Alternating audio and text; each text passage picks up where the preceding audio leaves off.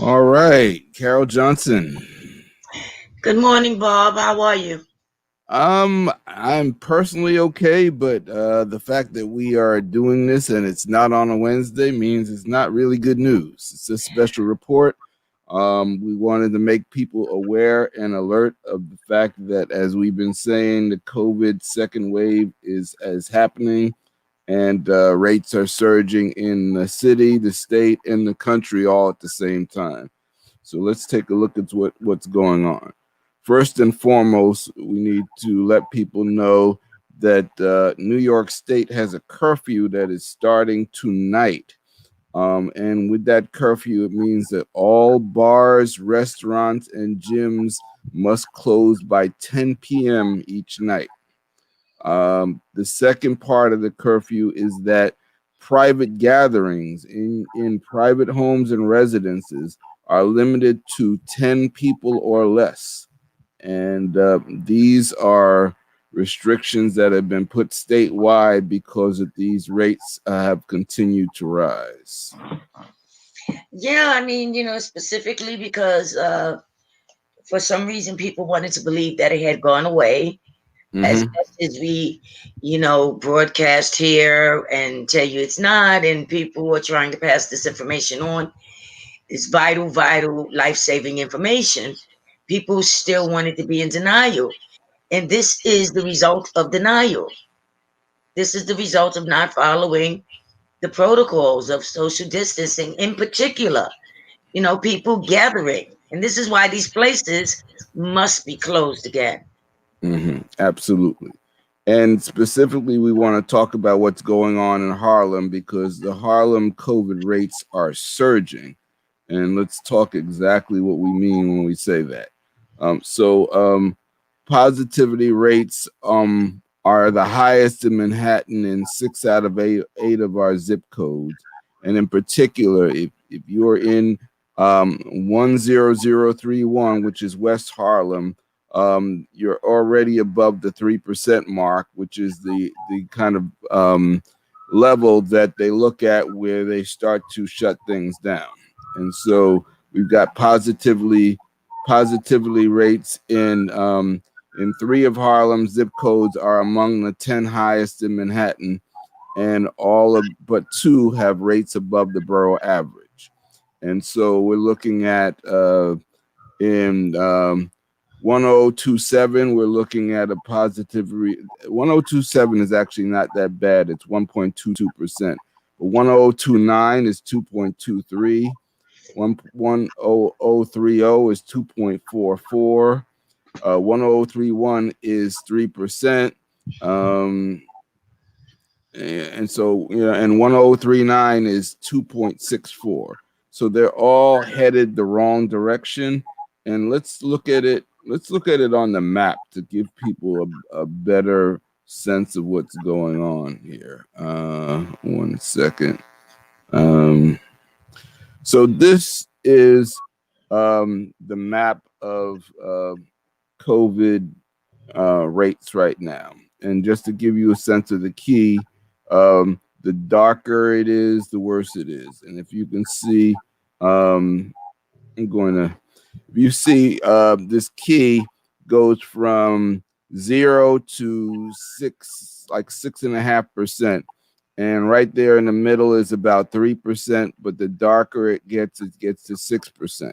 So that's the key. Now, if we take a quicker look, a bigger look at what's going on here, and we can see what's happening. Here's Harlem. 1040 in Washington Heights is 4.78%. That is crazy. And so you can see in Harlem and the Bronx, we see nothing but darker red, and we see some of the same things happening out in Queens, Brooklyn, and Staten Island is bleeding. It's hemorrhaging, as is some parts of Brooklyn. Most of Lower Manhattan, Midtown, and downtown are very mild, with the exception of the Lincoln Square area, which is 3.9%. So that's kind of interesting that one area in Upper West Side is raging, but the rest of it under 96th Street is not doing badly, and that we've already talked about um, the issue of the misallocation of resources in the areas that need it most, and so that's something we need to talk about. But first and foremost, people need to really understand that we're in the midst of it. And it's sort of following suit with the way it started on the West Coast. Mm-hmm. Um, and we're looking at places like California, Texas, 1 million plus people Mm-hmm. now infected. A Mm-hmm. million people in both Mm-hmm. California and Texas. Mm-hmm. Um, and so we can't assume that because it's on the West Coast and we're on the East Coast. You see how this thing is beginning to surge already in the city. We went down so low, and that made people think it had gone away. As Mm-hmm. much as we tried to convince people it hadn't. But now that, we have the chance to get out during the summer, and now you're seeing a lot of these infections are starting to take place. Mm-hmm. And it's interesting that Halloween, just happened. People were out in droves. The weather Mm-hmm. got warm. People were out in droves. They were going out and, relaxing. I'm looking at people in these little cubicle restaurants, sidewalk cafes, and they're not socially distancing. And this is the result. And now that winter is upon us and hurricane season, of course, even though the weather, it's not warm, it's not that cold yet, but the rain is going to keep us in. Mm-hmm. So as this changes, it's going to get colder. And the more you're inside and people are working or people are just moving around and coming back in, that becomes very, very dangerous. Mm-hmm. So we want to talk about, and we talked about this on our weekly update. But we've got to bring it up again. People really have to look very closely at what are they doing or not going to do during the holidays, which are coming up fast. We're dealing with different travel advisories in New York, and so there's new restrictions added on to the ones that were there. So there is for travelers who are out of state for more than 24 hours, you've got to obtain a test within 3 days of departure prior to arriving in New York. And then when you arrive in New York, you've got to quarantine for 3 days. And on day 4 of the quarantine, you must get another COVID test. And so if both tests come back negative, you can exit the quarantine early. Now, if you're out of state for less than 24 hours, you don't need a test prior to the departure and prior to the arrival, but you must fill out a traveler form upon entry into New York State and take a COVID test 4 days after your arrival in New York. I don't know how that's going to work in terms of driving. We obviously know how it will work at the airports, but this is what's going on. Now, these restrictions don't apply if you're going to neighboring states. So, if you are planning to go to, let's say, from New York to New Jersey for Thanksgiving, you're not going to need to quarantine. However, I would advise that you really think very strongly about whether you want to expose yourself during that travel, especially if you're thinking about taking public transportation. You might want to reconsider that.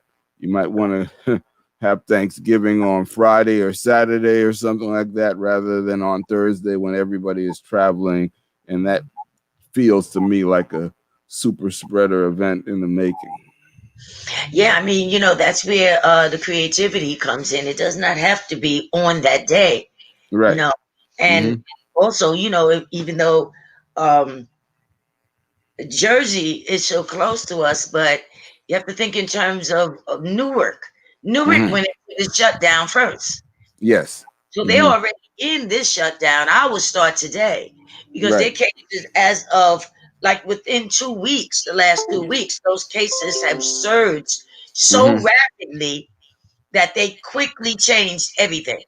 Mm-hmm. At one point, it was um, they wanted to close certain areas, and Mm-hmm. then next thing you know, they said no, no, no, no, no. After 10, shut it all down.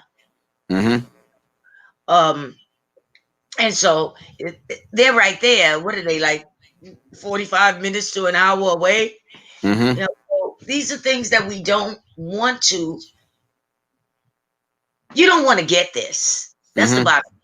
You Right. don't to get this, Right. and certainly, it's the time. And since we are talking about the holidays and you know, being thankful, you got to really think in terms of your family. What do you really think about your family and your friends, your close friends? Mm-hmm. Because there's a lot of people that we still don't want to talk about that are asymptomatic. Mm-hmm. And Mm-hmm. so the temperature taking may not be effective. If you have the gatherings in your home, you said no more than 10 people. But now that depends on how large your home is. Mm-hmm. You know, if you have a huge space where people can still socially distance, you should still be wearing masks. Don't take them down for photo ops. You should still be wearing masks. So it's advised that you just kind of stick with your immediate family. You got 5 members that live in your household, have Thanksgiving with them. Still remembering that just because they're family does not mean they're not infected and that they can't pass it on to you. This thing does not respect your relatives. Mm-hmm. So if that's your mother, your sister, your brother. And then you can pass it on to somebody else who is also asymptomatic and it's moving around. So you want to really keep those groups as small as you can. Let everybody get on their own Zoom, you know, do it on your phone, your tablet, your PC. But it's just time that we really, really, really take this seriously. And more so than ever, remembering that my mask, my distancing from you, I am protecting you and you're protecting me. Yep. So I think we should keep this as a short report. Next week, I think we're going to go a little bit more in depth in terms of some of the resource inequities and testing gaps that we're seeing in our neighborhoods.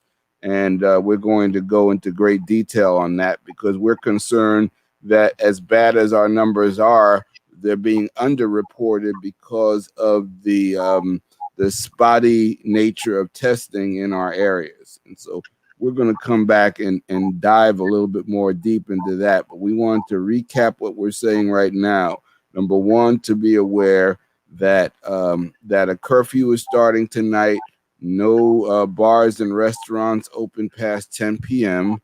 or gyms. That and for private gatherings in homes, no more than 10 people. And so this is a statewide order from Governor Cuomo. So it's not just happening here in the city. These increases are happening upstate and all over the region. And the second thing is that here in Harlem, the rates are high. They're surging. We're going to show this map once more again so that you can be aware of it. You know, all the red that you're seeing there, that's Harlem. And the other red around it, that's the Bronx. And so Harlem and the Bronx are hot now, and not in a good way. Um, so that's our report for this morning. Protect yourself. We're not here to scare you. We're here to prepare you. But listen to what we're saying. We've been spot on this thing for really since the beginning. And if you listen, you can protect yourself, and we will continue to monitor these situations. But you need to take steps to protect yourself, your family, and your community. And that's the only way we're going to get out of this. I know people are still, COVID lag, but the bottom line is we're going into these shutdowns. We're going into these different situations because people will not take the precautions that are necessary. Whether you believe it or not, this thing is real. Mm-hmm. What you have to do is just go and just open up some newspaper articles and see how real this thing is. And Mm-hmm. it's not playing, and it's coming back, and it's taking prisoners. So this is the time, really, because from the beginning, they said when they saw that the numbers began to rise again, it's not the first wave, it's that second wave that will be much more deadly because we are going to soon be locked in because of the winter time. So please, please, take this thing seriously. Wear your masks around your family, your close friends. Take extra precautions during the holidays. And that's a great suggestion, Bob, that you do it on Friday or Saturday. Does not Mm-hmm. have to be on that day. Right. But if you really want to show your Thanksgiving and you really want to show your love for your family, protect each other. Right. Right. Or you could do it on Sunday. You Yeah, know. That's. But whatever you do, just don't be in a crowd of people. Now is not the time. We're all social beings. Now is not the time to be social like that. Now is the time to really make social distancing a way of life until we get this thing under control. absolutely. Yeah.